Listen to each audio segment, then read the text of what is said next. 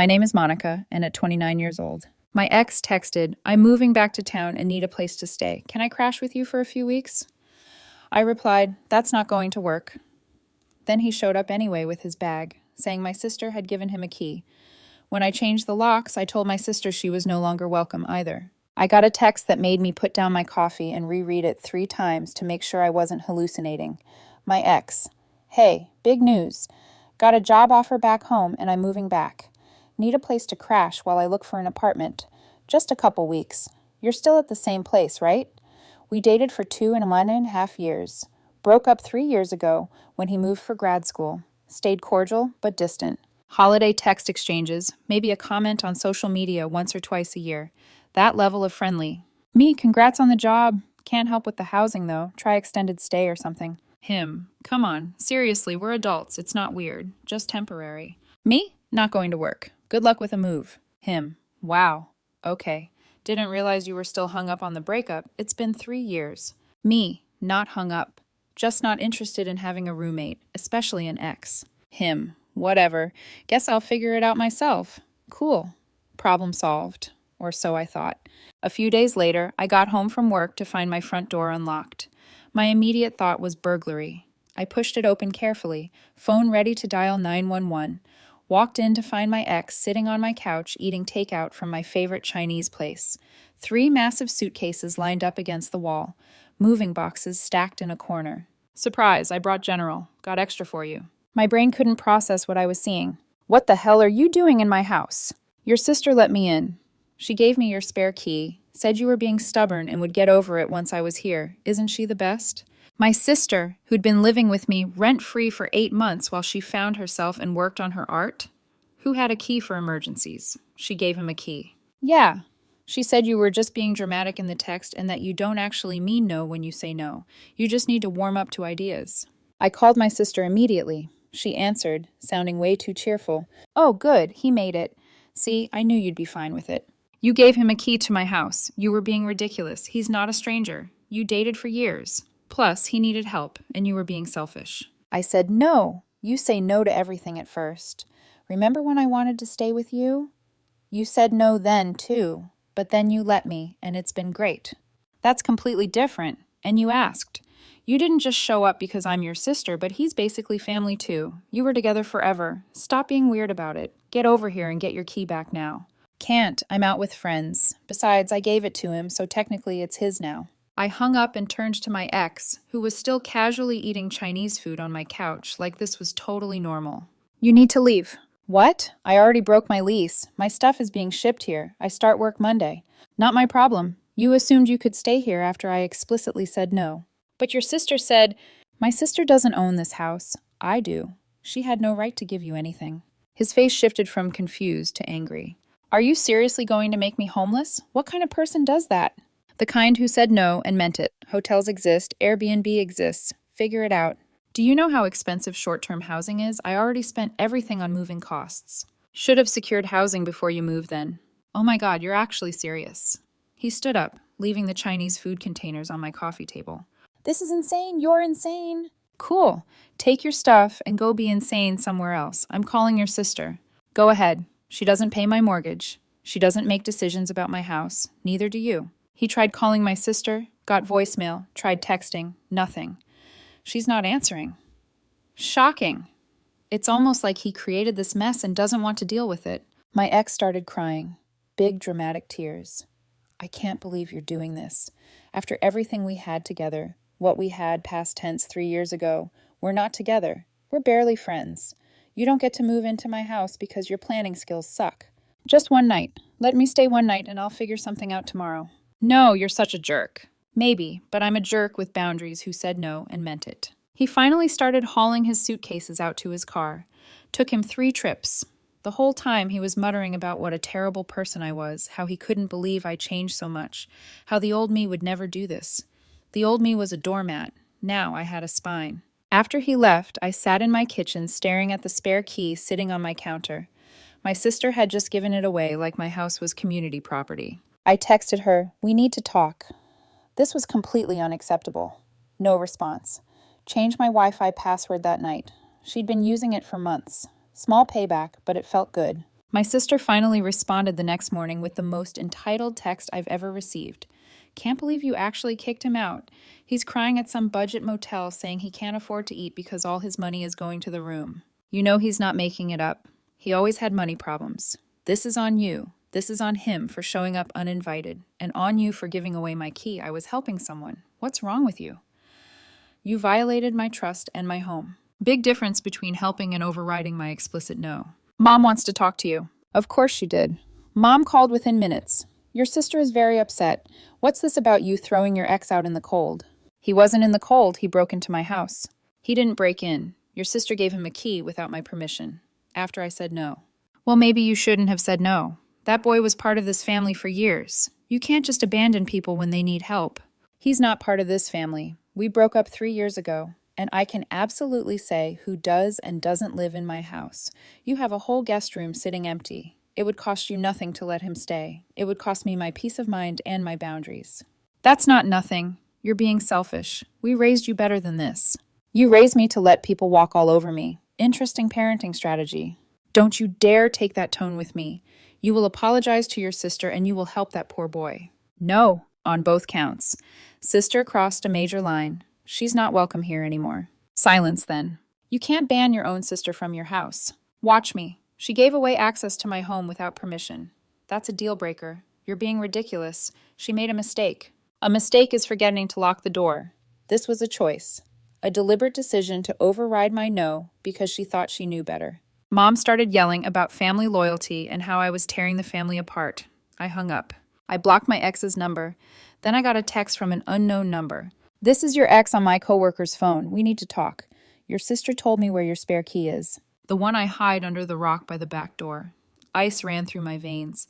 I had forgotten about that key. I'd hidden it there 2 years ago and completely forgot. I ran outside. The rock was moved. The key was gone.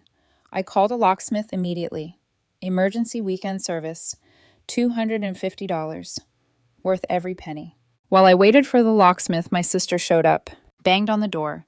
Open up. We need to talk about this. I opened the door but kept the chain lock on. How do you know about the spare key? What? The one under the rock? You told him about it. Oh, that. Yeah, I saw you put it there last year. What? She took it. She has a key to my house again. Sister shrugged. Good. Maybe she can stay there while you're at work and you don't even have to see him. My jaw actually dropped. You think that's a solution? Him sneaking into my house when I'm not here?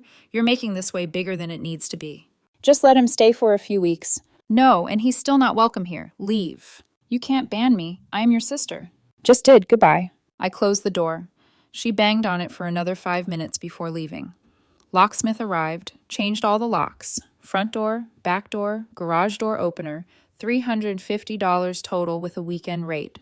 That night, I got an email from my ex, long and rambling about how he never thought I'd become so cold and heartless, how the person he dated would never treat someone like this, how he was struggling and I was making it worse on purpose, how my sister was the only decent person in my family. I didn't respond, marked it as spam. Then my phone started ringing. My dad, your mother is livid. What's going on? I explained everything. The unwanted house guest, the key situation, my sister's role in all of it. He was quiet for a long time. That's pretty bad. Which part? All of it. Your sister way overstepped. But you're really not letting him come over anymore? She proved I can't trust her with access to my house. So no, he's not coming over. Your mother's going to lose it. That's her choice. I'm not backing down. Didn't think you would. You get that stubbornness from me. He actually sounded proud. Want my advice? Sure. Stand your ground. Your sister's been coddled her whole life. About time someone held her accountable. Just be ready for the fallout. Already dealing with it. It's going to get worse before it gets better. He wasn't wrong. The fallout started Monday morning. I got a call from my boss. Hey, got a weird call from someone claiming to be your landlord. Said there's some kind of dispute about the property. My stomach dropped. I don't have a landlord. I own my house. That's what I figured. Just wanted to check. The person was asking about your employment status and salary. Wouldn't say why. I told them I couldn't discuss employee information. Did they give a name? No, just said they were verifying information for a housing dispute. Female voice. After we hung up, I sat at my desk trying to figure out what was happening. Someone was calling my work, pretending to be my landlord. Why would... Oh no. I called my mortgage company. Has anyone called recently asking about my account? Let me check. Yes, actually. Yesterday afternoon, someone claiming to be your spouse asked about making a payment. We told them they needed account authorization to discuss details. I'm not married. I don't have a spouse. Can you flag my account for fraud attempts? Absolutely. We'll add security notes. Then I called my homeowner's insurance. Same story. Someone had called asking about the policy claiming to be a household member. My ex was trying to what? Establish he lived there, get information to use against me. I called the police non-emergency line, explained the situation. They said unless he actually showed up and tried to enter, there wasn't much they could do, but they would file a report for documentation. That night, my sister sent a text from a different number. This is getting out of hand. He's freaking out. He's saying you're ruining his life. Just let him stay there for a few weeks. Is that so hard? Don't contact me from new numbers. This is harassment. I'm trying to fix this. You created this. The fix is leaving me alone. Mom says you need to get over yourself. Mom doesn't pay my mortgage. The mortgage they helped with 3 years ago as a gift doesn't give them ownership rights. Done with this conversation. I blocked that. Wednesday, I came home to find a notice on my door from code enforcement. Anonymous complaint about illegal occupancy and unpermitted rental activity. What the hell? I muttered. Called code enforcement. They said someone reported I was running an illegal short-term rental without a permit. They needed to schedule an inspection. I'm not running any kind of rental. I live here alone. We still need to verify. It's policy when we receive complaints. I scheduled it for that weekend. Took time to document everything. Mortgage statements, deed, utility bills, everything proving I live here alone and own the property. The inspector came, looked around, saw it was clearly just my residence, marked the complaint as unfounded. Any idea who might have called this in? I asked. Anonymous complaints are common in neighbor disputes. It's not a neighbor dispute, it's my ex and my sister harassing me. He gave me a sympathetic look. Might want to lawyer up if it continues. This kind of thing can escalate. That was Friday. Saturday morning, the real nuclear option hit. My parents showed up, both of them, with my sister and my ex. I watched through the doorbell camera as they approached. Don't open the door. We know you're home. We need to talk. Mom shouting. I use a speaker. No, open this door right now. No, you're trespassing. This is family business. The family member in question is banned. The ex is not welcome. Leave. My ex stepped up to the camera. Please, I'm sorry about everything. I just need a place to stay for a little while. I'll pay rent. No, I'm desperate. I'm living in my car. That was a lie. My sister had posted Instagram stories from a coffee shop earlier, tagged with my ex. Both of them looking perfectly fine. Not my problem. Dad spoke up. Monica, just open the door. Let's talk like adults. I'm being an adult. Adults respect boundaries. Adults don't show up at houses after being told no. Your mother wants to see you. She can see me when she's not trying to force me to house someone against my will. Mom started crying. Big dramatic sobs. My own daughter won't even talk to me. You're using tears to manipulate me. It's not working. My sister, you've turned into such a jerk. The old you would never... Yeah, I've changed. Deal with it. They stayed there for 20 minutes, yelling, pleading, crying, threatening. I didn't open the door. Finally, Dad convinced them to leave, but as they were walking away, I heard my sister say to my ex, "Don't worry, I have a plan." That was ominous. Sunday morning, I woke up to my phone exploding. Texts from aunts, uncles, cousins I hadn't talked to in years, all saying basically the same thing. Can't believe what you did to your ex, and your sister is devastated. Family should help family. My sister had posted on social media a long sob story about how I had become cruel and heartless, how I kicked a homeless man out onto the streets, how I banned my own sister from my life for trying to do a good deed, how our parents were heartbroken. The post had 200 shares, comments full of people calling me every name in the book. I could have posted my side, could have explained the full story. Instead, I screenshot everything. Every text where I said no, every instance of them ignoring my boundaries, the code enforcement harassment, the calls to my work, and I took it to a lawyer. Monday morning, I had a consultation. The lawyer looked at everything and nodded. This is harassment, possibly trespassing. The false reports could be criminal. Want to send a cease and desist to all of them? Do it. We could do a joint letter to your ex and sister, your parents too if you want. Do it. He drafted it that day. Formal legal letterhead outlined every instance of harassment, boundary violation, and false reporting. Stated that any further contact would result in legal action, including restraining orders and civil suits. Cost me $400. Worth every cent. The letters went out via certified mail. Tuesday. By Wednesday afternoon, my phone had gone completely silent. Thursday, my dad called from a number I hadn't blocked. We got the letter. Good. Was that necessary? Yes, they wouldn't stop. Your mother is beside herself. She'll get over it. Your sister's talking about moving out of state. Cool, you really don't care? I care about my boundaries being respected. Since that wasn't happening, I escalated. They could be mad all they want. They're the ones who kept pushing after being told no. He sighed. For what it's worth, I think your sister needed this wake-up call. She's been entitled for too long. Your mother babied her. This might actually help her grow up, or she'll just find new people to manipulate, probably. But that's not your problem anymore. We talked for a bit longer. He was the only one who seemed to get it. Everyone else was stuck on but family and couldn't see past that to the actual issue. It's been 6 weeks since the cease and desist letters. Time for the final wrap-up. My ex found an apartment.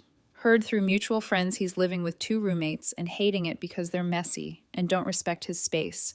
The irony is delicious. He tried contacting me once more through a mutual friend, asking if I'd be willing to talk, maybe get coffee, clear the air. I told a friend no. And if he keeps asking people to reach out for him, that's violating the cease and desist. Haven't heard anything since. My sister did move, not out of state like she threatened, but to the next city over, living with a boyfriend I'd never heard of before. Based on Mom's stressed phone calls to Dad, it's not going well. Apparently, the boyfriend is controlling and won't let her do whatever she wants. Also known as having boundaries, but sure. She sent me a friend request on social media last week. Didn't accept it. Didn't decline it either. Just left it in limbo. Mom is still mad at me. We're not talking. Dad says she'll come around eventually, but honestly, I'm fine if she doesn't. She made it clear where her loyalties lie, and it's not with respecting my autonomy. Dad and I talk every couple of weeks. It keeps me updated on the family drama. Apparently, my sister told everyone I threatened to sue her, which isn't true. The letter just said continued harassment would result in legal action, but she's spinning it as me being cruel and litigious. Some relatives believe her version. Others have asked for my side. I send them the screenshot collection and let them draw their own conclusions. About half come around. The other half think I should have just been nice and helped out. Can't please everyone. The house feels like mine again. Changed some furniture around, painted the guest room, and turned it into a proper home office. No more spare room for whoever needs it. Energy. Got a security system upgrade, cameras on every entrance, motion sensors, alerts sent straight to my phone. Probably overkill. But after all this, I'm not taking chances. Someone asked me last week if I regretted how hard I went with the boundaries, if maybe I should have just let him stay for a week or two to avoid all the drama. Here's the thing. Giving in wouldn't have avoided drama. It would have created more, because if I let him stay just a few weeks, it would have turned into months. He'd have established tenancy. Getting him out would have required formal eviction. He'd have had rights to my space that he'd have exploited. And my sister would have learned that she could override my decisions anytime she felt like it, that my no was negotiable if she pushed hard enough. The drama was inevitable. The only choice was whether to deal with it on my terms or theirs. I chose mine. Do I wish my family relationships weren't damaged? Sure, but I don't wish I'd done anything differently. They showed me who they were when my boundaries mattered less than their convenience. That's valuable information.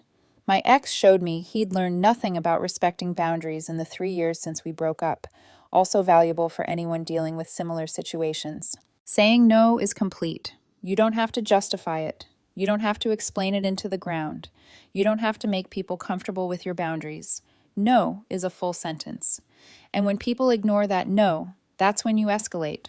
Not because you're mean or cruel, but because boundary-stomping behavior only stops when there are consequences. My consequences were change locks, cease and desist letters, and cutting off access. Were they harsh? Maybe. But they were proportional to people who wouldn't take no for an answer. The trash took itself out. My house is peaceful. My boundaries are intact. I'm good. That's the end of it. Moving on with my life now, just with a much smaller Christmas card list.